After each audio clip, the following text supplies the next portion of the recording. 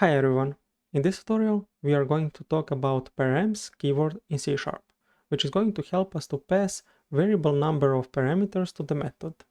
So let's quickly implement method, which is going to sum all the parameters that we are going to pass. So we need a method which is going to return integer value.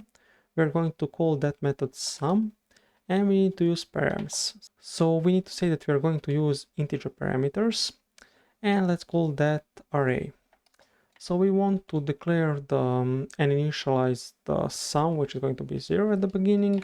We want to loop through all the parameters that we are going to pass and to calculate the sum. And in the end, we want to return the sum. So now we want to declare integer variable result, and we want to assign the result of this method to that variable.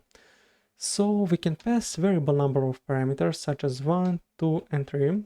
And we're expecting to see the 6 as a result of this execution. So let's print that out to confirm. Result, if I quickly run the application, we are going to see 6 as a result. So as you can see, we passed variable number of parameters. I can quickly do something like this.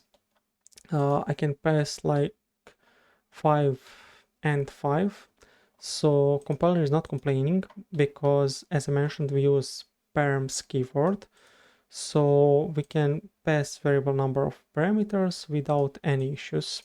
So I guess that will be pretty much it for this short tutorial. I hope that you enjoyed and see you in the next one.